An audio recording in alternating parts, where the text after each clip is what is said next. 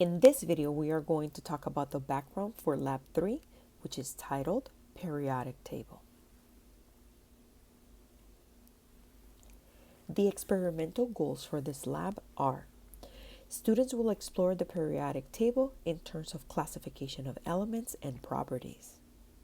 Students will learn to determine the number of protons, neutrons, and electrons from the information found in the periodic table. Students will explore the flame test as an analytical tool for elements. Let's first define what are elements.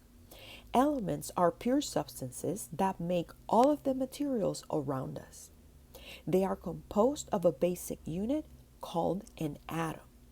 And elements are found at room temperature in all three states of matter.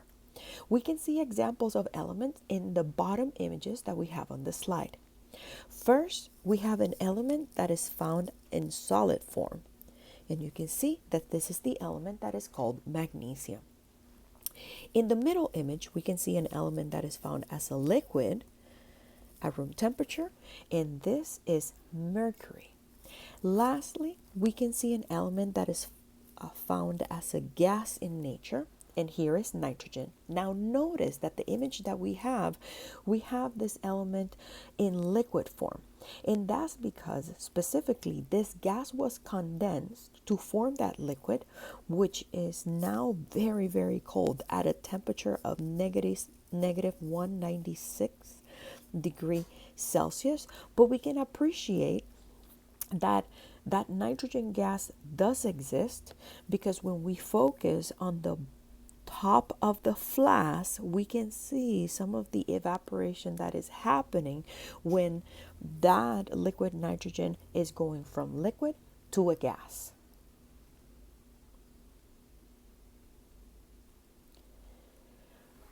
These elements that are found all around us, they are arranged in a table. And that table or chart is actually called the periodic table. In the late 1800s, the scientist Dmitry Mendeleev began organizing these elements in rows and columns. Now, when he organized them, understand that he did it in increasing atomic mass.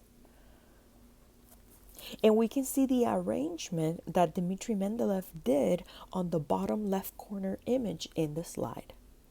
Currently, the periodic table is actually organized by increasing atomic number. And when I zoom in into the periodic table, that atomic number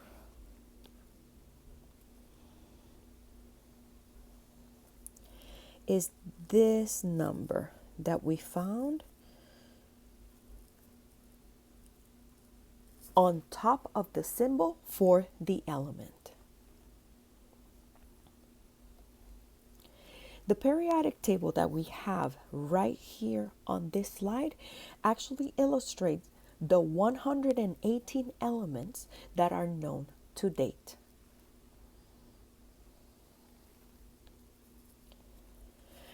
The periodic table actually has an arrangement that is called periods and groups. When it comes to the periods, understand that the periods are going to be the horizontal rows from the periodic table. And we can see that they're numbered from 1 through 7. I'm going to use my colored pencil to define these rows. So this is row number 1, meaning period number 1. Here is number 2.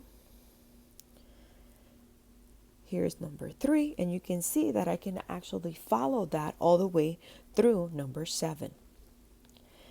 In addition to having periods, understand that the periodic table also has groups. And these groups are going to be the vertical columns that we have. Those vertical columns, I'm just going to highlight one of them, the very first one.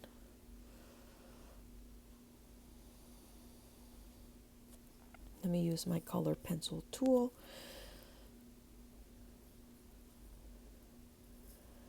That's what is called a group.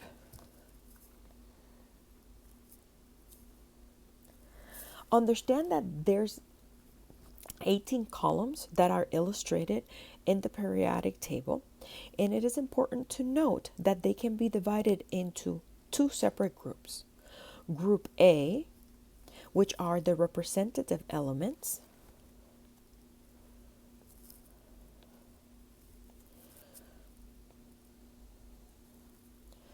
and we have them here: 1A, 2A, 3A, 4A, 5A, 6A, 7A, and 8A. And we also have Group B, which are known as the transition elements, and they can be found here: 3B, 4B, 5B, 6B, 7B, this is 8B, 1B, 2B. There is an alternative designation that is found in some periodic tables in which the groups are actually numbered from 1 through 18. And we can see that the periodic table that I have here in the bottom right corner of the slide also has that designation.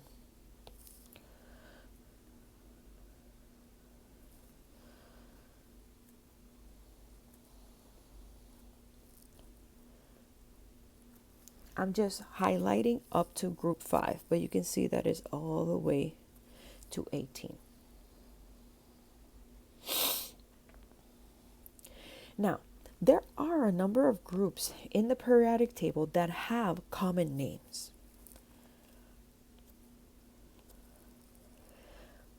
The elements that are part of group 1A, they are known as the alkali metals.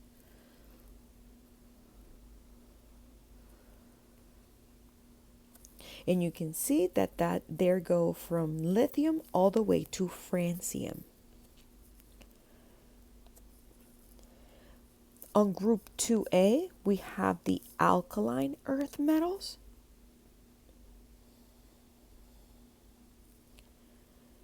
And they go from beryllium to radium. In group B, we have the transition metals, which we can find them in this area of the periodic table.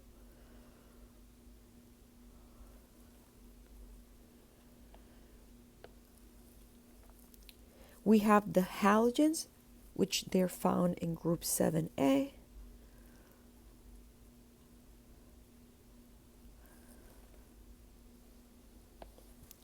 And lastly, we have the noble gases, which are found in 8A.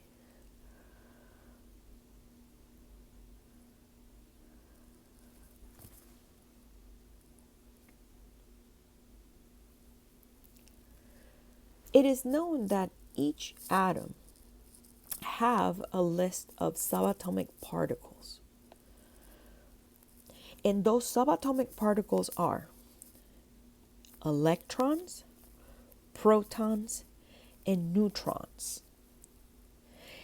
Through atomic theory, we know that an atom has a specific location for these subatomic particles. As you can see in the table that we have on the right, protons and neutrons are found in the nucleus of an atom, while the electrons are actually found surrounding that nucleus in a cloud. We can also see that there is symbols that are utilized to represent each of these subatomic particles. And lastly, we also have their charge and their relative mass. Electrons are going to be less heavy than protons and neutrons. The information of these subatomic particles is actually included in the periodic table. And this is how you can find that information. Each box of the periodic table is going to have an atomic number,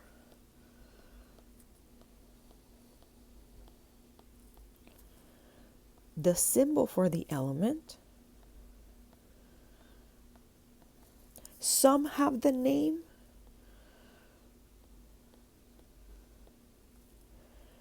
and in the bottom we have the atomic mass for a given element. Now, when it comes to relating the information in the periodic table to the subatomic particles, understand, and I'm going to use my highlighter tool, that the atomic number gives you the number of protons. As long as we are exploring ground state elements, understand that that atomic number also gives you the number of electrons in an atom. When it comes to the neutrons, understand that we have to do actual math, because what happens is that since the atomic mass for an element equals to the number of protons and neutrons, to understand the number of neutrons in an atom,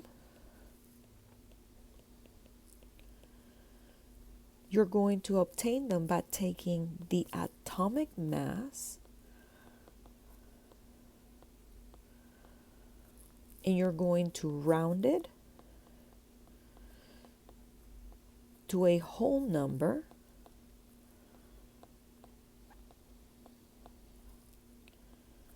and subtract it from the atomic number that is found in the periodic table. So in this example, we have the element oxygen. So if we're trying to determine the number of protons, neutrons, and electrons, as you can see, based on the atomic number, we know that there are 8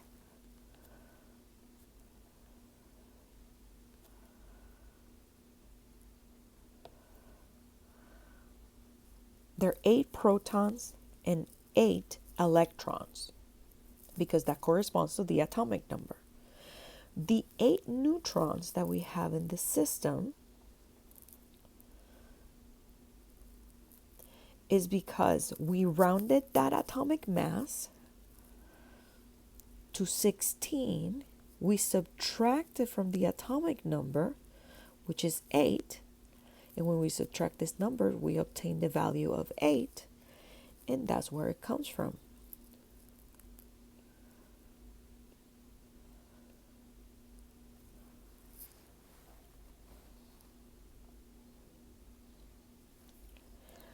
It is important to note that atoms can actually absorb energy. Ions can do too. And then this energy is going to be released in the form of light. This is how the process occurs. Understand that if we have an atom for a particular element, initially that atom is going to be in resting state. Then energy can be inputted into the system, and what's going to happen is that electrons in that system are going to be absorbing that energy, and they are going to go into an excited state. That means that they're going to undergo the process of excitation. In excitation,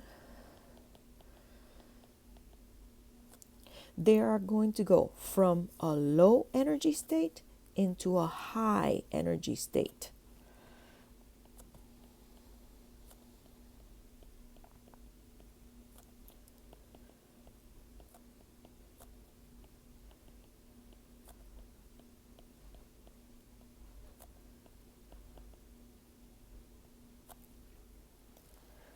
Then, once that electron gets excited, it actually has to undergo the process of relaxation. And in relaxation, that electron is going to go from a high energy state to a low energy state. And when this transition happens, understand that light is given off. All of this can be captured by doing the flame test, which is a test that is utilized to detect metal ions in a compound, but it is a useful tool to understand if a particular sample has an element, a metal that can actually give off this colors transition. Understand that the flame test is an analytical tool that utilizes a non-luminous flame as a source of energy to excite the atoms in a sample. When the electrons, as I just explained, relax to low energy level, understand that that energy that is released during the process of relaxation is actually a form of visible light, which is a type of an electromagnetic radiation. What that sums up to is that to the naked eye, when an element is vaporized in a flame, then the emission spectrum that is released by those electrons or electron, depending on the element that we're talking about, when the process of relaxation happens and that light is emitted, we will see that the flame is going to turn a particular color. In the bottom, we can see images of how the flame test is actually done. We have a test tube with our sample. And understand that typically, as you guys are going to observe in this experiment, we are going to have a particular ionic compound or a salt for the element that we're trying to study, and it's going to be diluted in water. Then you can utilize an instrument to take that sample, and in a non-luminous flame, you are going to place your sample and you're going to flame it. That flame is going to turn a particular color. And as you can see on the right side of the slide, depending on the element that is in the sample, that flame is going to turn different colors. The concept of flame test you may be familiar with if you have seen in different activities the colors that come off during looking at firework events.